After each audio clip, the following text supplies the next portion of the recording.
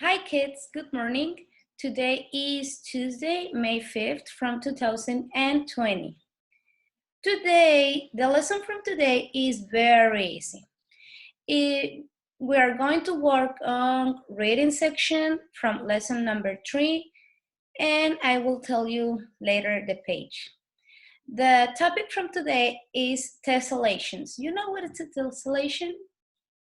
Let's see what is a tessellation.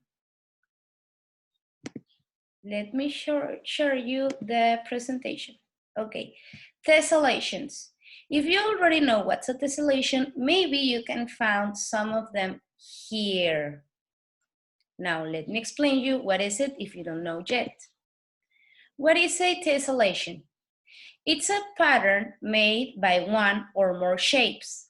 These shapes, the most of the time, are symmetrical and fix each other.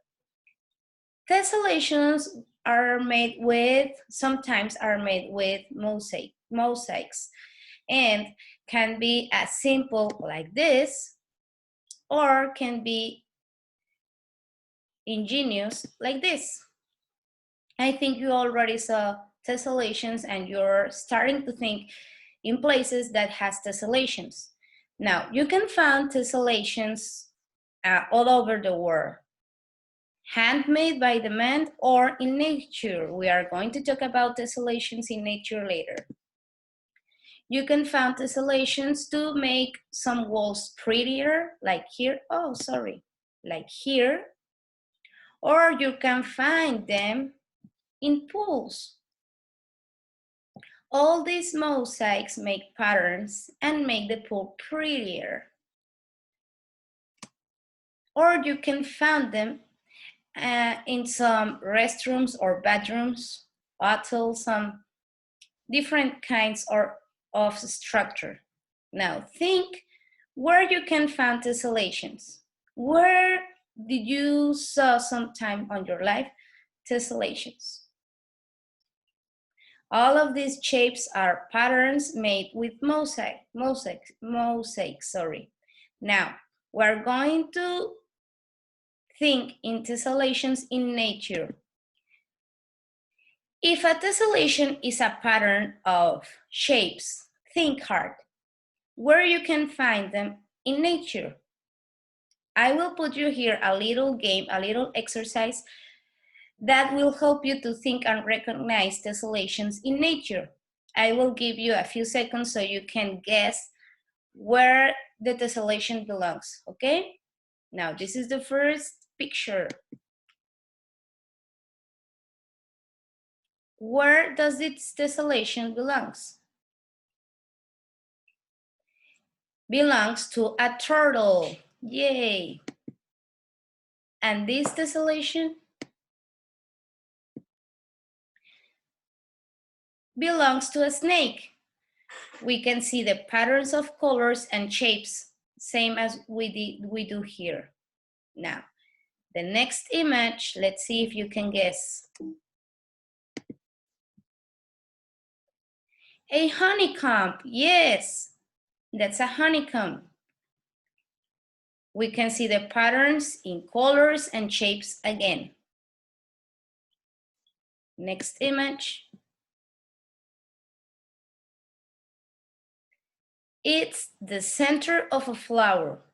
We can see a little bit here, but we can see the tessellations too. Now, the last one, it's really pretty and filled of colors. Now, where you can find all of this image are tessellations from nature. Now, as you see here where I'm sitting, you can find some tessellations too. Yes, this is my mandala. I'm doing it. And it's a tessellation too. Has symmetrical shapes and do one shape, a mandala. Okay, let's go to our book. On page 100, no, sorry, not 100, page 46. I already told you what is a tessellation. Now, I will play you the video from the book so it can get more clear.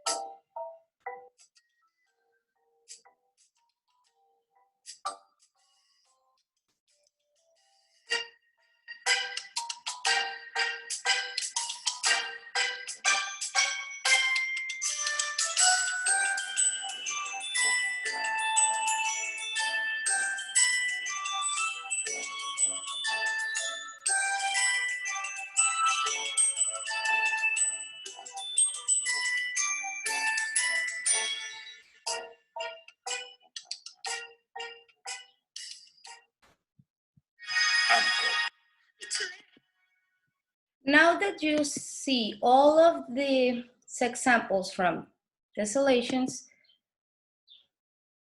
now can you tell me, do you notice patterns around you? Do you ever doodle sketches of patterns in your notebooks?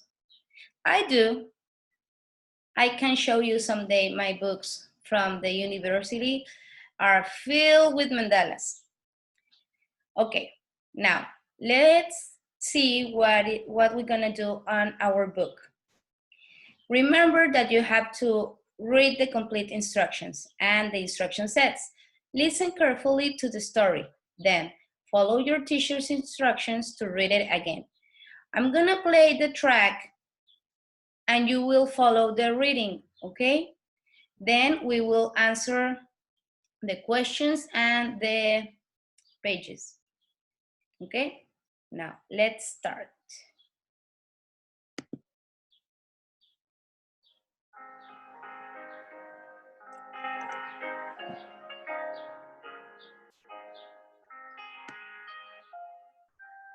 Tessellations. That's a big word for patterns full of shapes that are repeated. Tessellations are all around us, and once you know what to look for, you will see them everywhere. People have used patterns throughout history to add beauty to the things they create, from buildings to quilts. You can find tessellations in the design of an iron gate. You see them in brightly colored tiles used in the bathrooms and kitchens of homes. Tessellations are found all over the world. Many cultures use designs made of repeating shapes. There are patterns in woven rugs made by the Navajo Indians, and in carved wooden screens made by the Japanese, as well as on the outside of a mosque in Afghanistan and a castle in Spain. Let's go to What page exactly 47. is a tessellation? It is a shape that repeats itself, filling the surface without any gaps. The shapes fit together like a puzzle, without overlapping. The word comes from tessella, an ancient Roman word meaning square tile, like the ones used in Rome many years ago to create mosaics. A mosaic is a picture made up of many pieces of stone or tile. Only certain shapes can be used in tessellations, such as squares and triangles. Hexagons, shapes with 6 sides, can also be used. These shapes are all called polygons, which means they have 3 or more straight sides. The sides must all be equal in length and the shapes should be about the same size for the tessellation to work. Some shapes don't work at all. For example, circles. Try putting coins together on a table. There will be spaces between the coins, so that is not a tessellation. The same thing would happen with octagons, which are 8-sided figures. So you can't make a tessellation out of stop signs either. Another thing that tessellations have in common is symmetry. That means if you have a pattern or a design on a piece of paper and fold it in half, both sides will match exactly. A daisy is symmetrical, for example. So is anything that is reflected in a pool of water, such as a tree next to a pond. Once you know what to look for, see how common tessellations are in everyday life. The large square tiles on the floor of a kitchen, for instance, are tessellated. So are the small tiles around the tops of many swimming pools. Sidewalks with their large squares of concrete are tessellations that go in a straight line. Quilts, blankets, and pillows often have patterns woven into them too. See how different colors are used to make the pattern stand out? You could make a tessellation with shapes of all the same color, but then you might not notice the design at all. With different colors, artists can make all kinds of pictures appear within the shapes. One of the most famous creators of tessellations was the Dutch artist M.C. Escher. He used math to create his designs, which are much more complicated than just squares or triangles. Some of his most well-known pieces of art show repeating patterns of fish or flying birds. Sometimes it is hard to see what is in one of Escher's drawings until you stand back and look at it a different way. Escher traveled throughout Italy, Spain, and Switzerland during his life. He was inspired to start drawing tessellations by a castle he saw in Spain, with patterns on the walls and ceilings. Now, there is an Escher museum in the Netherlands, and even an asteroid named after him. There are also tessellations that occur in nature. Look at the designs on some leaves and flowers. Butterflies often have wing patterns that tessellate. The best example of a tessellation found in nature is made by bees. That's right. A honeycomb inside a beehive is made up of many little hexagons. Start looking around you for shapes that repeat, and soon you will see that tessellations are part of your life, and you didn't even know it.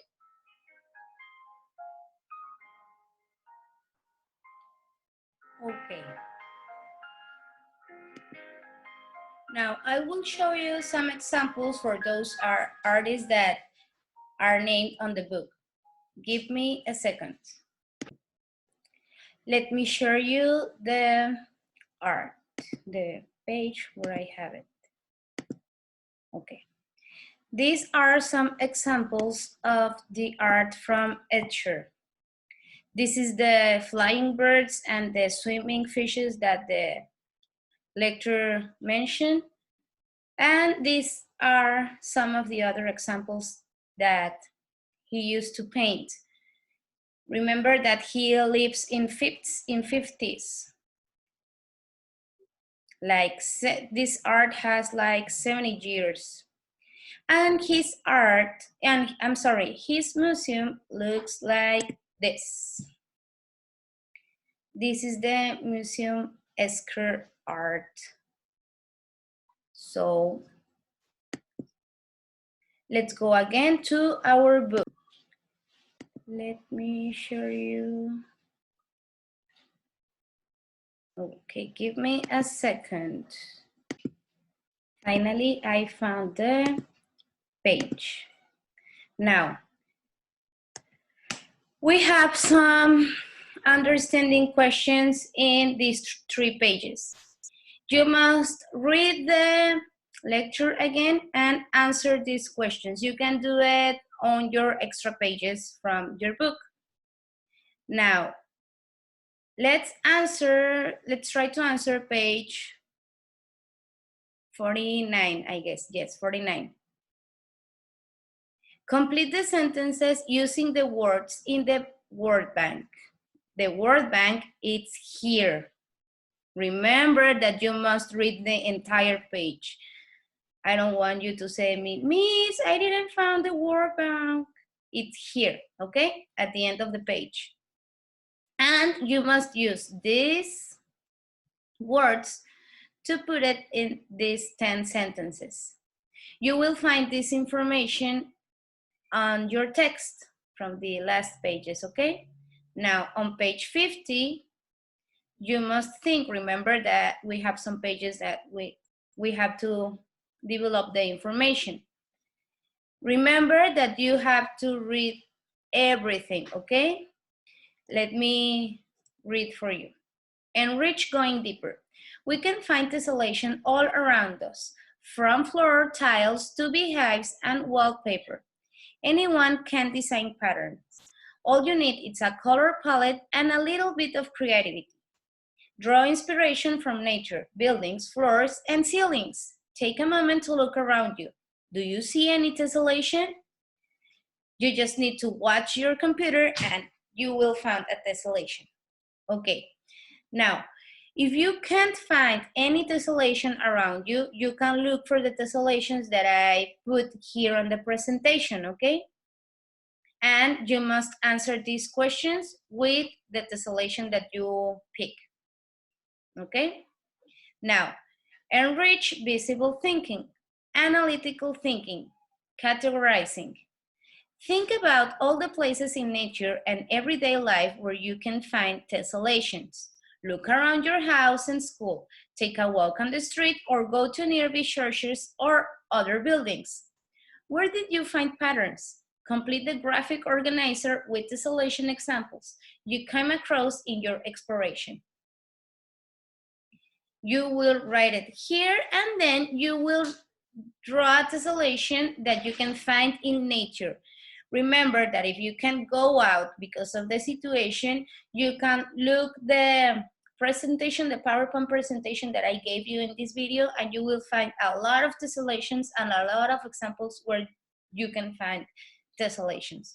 And the last page for today is do your best, write about it, write about it. Go back to the next text and read the part about M.C. Escher again. There is no doubt that he was a very interesting person who had remarkable talent. Go online and research information about his life. Then write 7 facts about him you found interesting. Use complete sentences. To answer this, I will show you a little video with some information about this artist, okay? Give me a second so I can give you the video. I can play you the video. Now, today you will answer from page, you must read first from page 46 to page 49 and then answer from 49 to 52, okay? You may think that that's a lot of pages, but not, because we already read them, okay? So it's from page 46 to 52. That's the work from today. You don't have to send me pictures from all of this text. You only send me the pictures from these questions, okay? Now I will share you the video. Give me a second. Give me a second to put you the video. Give me a second.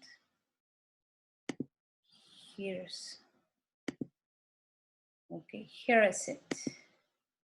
I think we have an ad from Escher. And that's all from today, guys. Thank you for watching. Thank you for staying in contact. Stay healthy. And remember that we can meet tomorrow at Zoom Live at 9:30. Your parents have the link. And well, see you tomorrow, guys, in other video. Bye.